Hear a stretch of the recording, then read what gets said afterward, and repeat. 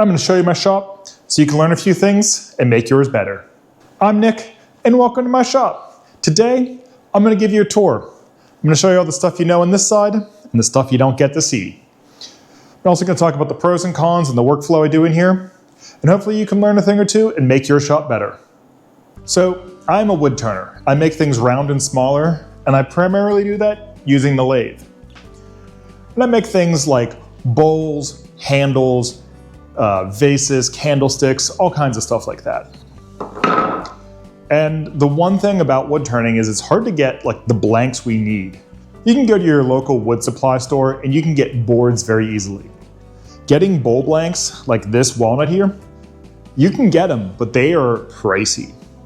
So a lot of the wood turners, what we do is learn how to process green wood. So we start with logs and we get them down to size to get them on the lathe.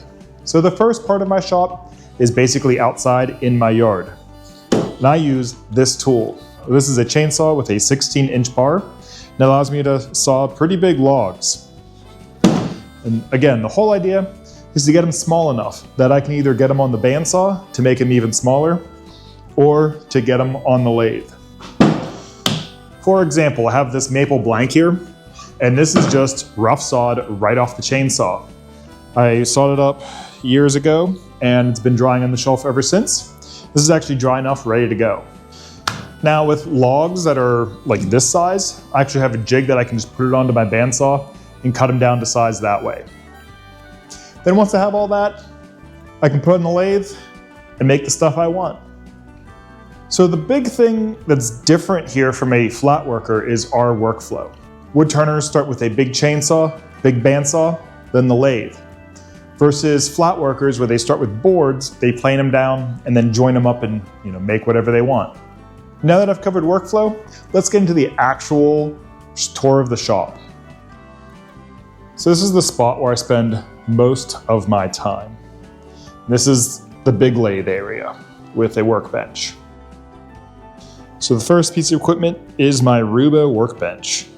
This is actually a design I got off of another YouTuber. It's Stumpy Nubs. This thing's been great for me. So this thing's about 8 years old at this point, and it is solid. It has 2 vices on it, a leg vise and an end vise. And you can do so much with this. The other thing is this is flat to the surface, so I could actually slide a door or a really big board in here. It's not going to interfere. Some of these vices actually step out.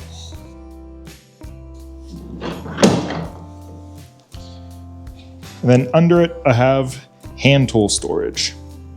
So I have my planes hanging out in here and a metal vise. And it has chisel storage in here as well. Then lastly, I have this little shop here where I keep my bench hooks and all the things I needed to cut wood by hand. And then these circles used for bowl turning primarily. So this is where I do all of the wood cutting that I do in the shop. Well, all the hand wood cutting. And again, this bench is great. One thing is, it is on wheels, and I do have holdfast to hold stuff down.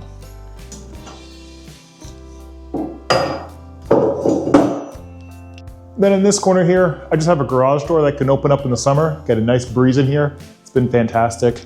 And everything in the front is just kind of like a no man's land here. So this is my sanding cart. I have my drum sander on it. And then down below, it's Milwaukee Packout, holds all of my sandpaper, my 4-inch sanding discs and stuff I use in the lathe, which has been super great for organization here. Absolutely love it. And then this corner here, there's a power panel here that I can't block. Well, I did with the plant, but you really can't block it because you gotta have access to it. So this has to be open. This is just kind of like a art gallery I use for myself. I have my big Longworth chuck here, plus the bow ties I did, in a video, probably I think last year. And then below that is my cart of all the accessories I use for wood turning. So we have chucks in here. I have the Jacob's chucks, some of the turning tools, calipers I use for measuring bowls, and then I basically have a hardware store in here with all the kits for pens, pencils, ornaments, you name it's in here. Yeah. Cane handle. I have a kit for that. So I try to stock a lot of the common stuff, and then you end up with some uncommon stuff like the cane handle. And then all of the stuff you need for chucks.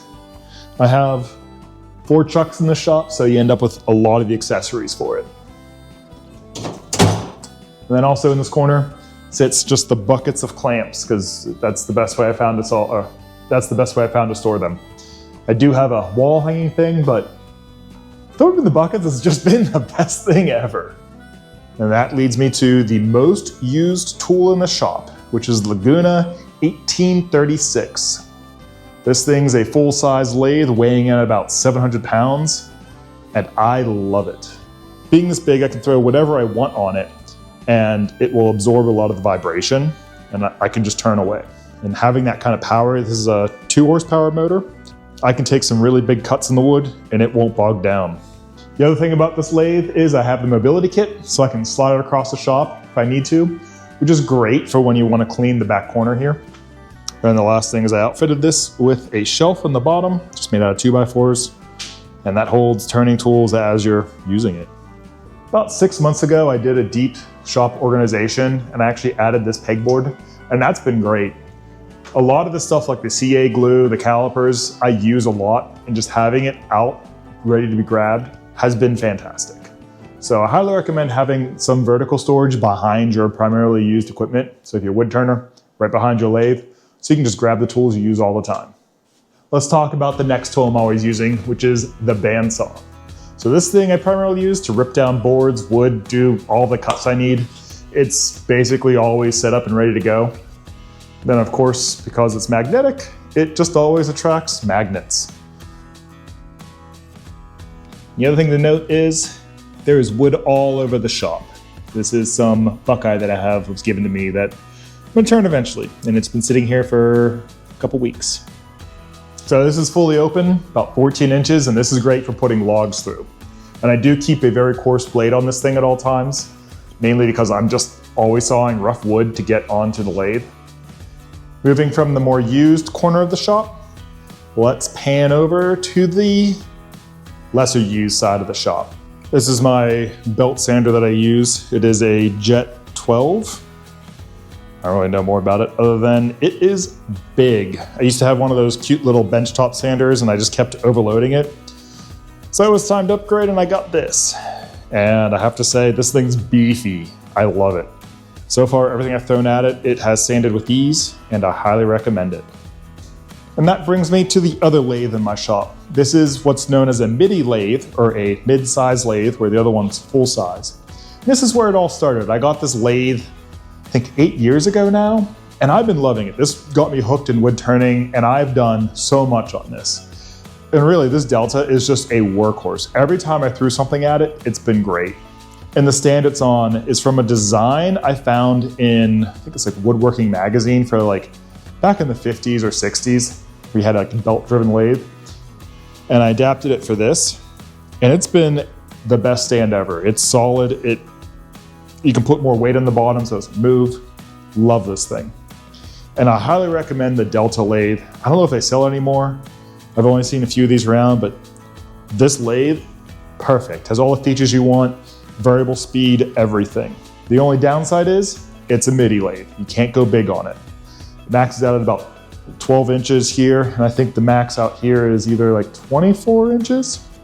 This got me going, got me addicted to wood turning, and where it all began. And primarily this is used either for like finishing. If I have two things going on, I don't want to unmount something from that lathe, I'll do it over here. Or actually have friends come over to my shop and turning. So this has been getting a lot of use lately. And then behind that lathe sits my drill press, my sharpening cart, and the dust collector. The drill press I got from my grandfather. This thing is just big, it is hulking, and it's just a monster. It just keeps going. Very little maintenance need to be done on it. Love it. I think the brand is AMT. And then next is my sharpening cart. I'm always at this cart sharpening my tools that has a slow speed grinder on it with a CBN wheel. Absolutely love it. Then down below, I have a drawer to hold all of the sharpening jigs and accessories and measuring tools that I need. In the bottom is my air compressor. And in the corner is my dust collector. This is the Laguna P-Flux. I think it's about 1.5 horsepower. And this thing is why my shop is so clean. It really gets the dust from the source. It's 2-stage, so all that stuff goes in the bin and makes it easy to clean out. This corner is also just a no man's land of wood. So a lot of the stuff here is just platter blanks, boards ready to go. I just need some place to store it that's out of the way, and I don't really go back here too often, so it just ends up being a collection of stuff. Above all of this equipment, I have wood storage. So this is just turning stock that has been drying. Most of it's ready to go. I do have things like the Folgers can here that is for, that's like the lathe cleaning kit. And this has just been a great storage for wood, bowls, and everything else. That's just waiting to be turned. Lastly, while we're up here, I do have an air scrubber. This thing just hangs in the ceiling and it's out of the way. It just keeps the air clean while I'm working in here. So that's the side of the shop that you guys get to see. Now for the other side. I have a 2-car garage door on this side that allows me to get a lot of the breeze through and allows me to get a vehicle in here for service. But I do have a few other woodworking things that move around. Like this is my finishing cart.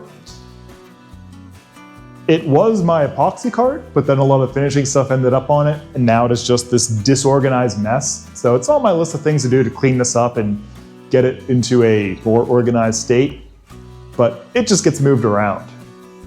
Then the other thing that you guys have not seen yet is I just picked up myself a SawStop table saw. I've been woodworking for about 8 years now, and I've never owned a table saw in my life. I've used other table saws, so this is my first. And I'll be going through this more later on. It's a fantastic unit. And then I also have my old dust collector that I haven't been able to find a home for. But this side of the shop is primarily automotive. So I do work on my own cars, and having a garage this big is great. So everything in here is on wheels, so I can move it all out of the way and I can get a car in here. And then I have all of the tools in here that you'd want to work on a car with. This has been a great toolbox, and you can see I have labels on it, it's organized, it's fantastic. Now, these cabinets are great at hiding the mess. Let me show you what I'm talking about. So I end up with a lot of tools, and a lot of them don't get used often. For example, the track saw. So this is where I can store a lot of that stuff. So I have all of the tools I don't use very often in here. And I also have just stuff for cars held up here. So, you know, like your snow brush, for example. Then down below is more wood storage. There's a theme there.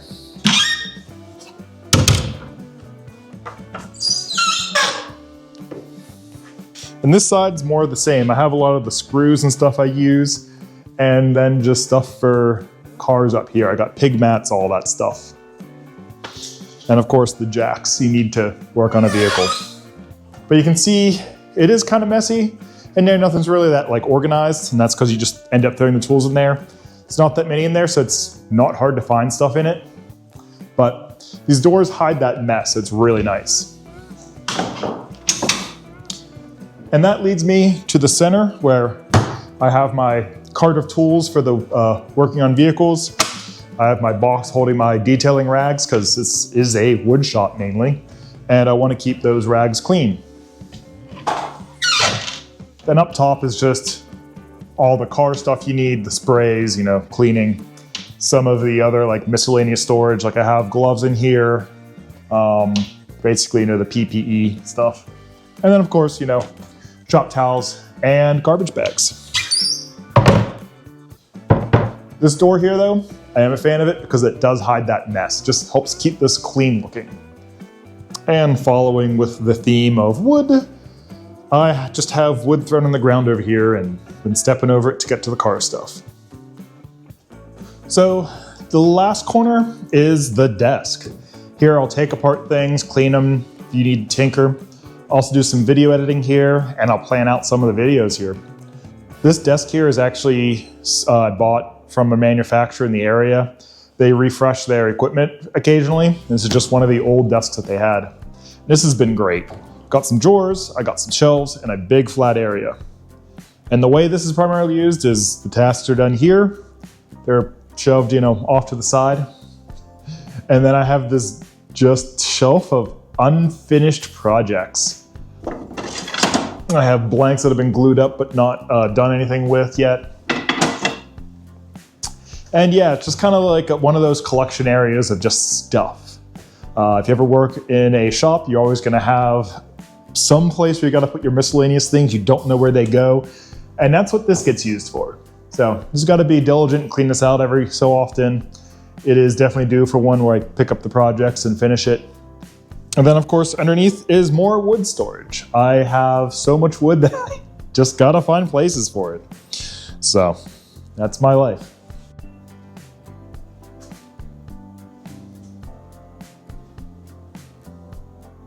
And next to the door, I have my cutoff cart. This is all the small turning stock that I have, like handle blanks and like 1x1 stuff that's, really tiny and just half finished things. And this has been a great little cart of cutoffs because I can grab, if I need a small piece, right off of it. And because I don't have a home for it right now, my planer. This red toolbox here is actually full of stained glass equipment. My wife works with it. It's one of her pieces on the door here. And it's makes this a nice shared area we both can work in. So yeah, that is my shop. In case you're wondering, it is 24 by 24. It's big enough for 2 cars to get fit in here with stuff around the edges.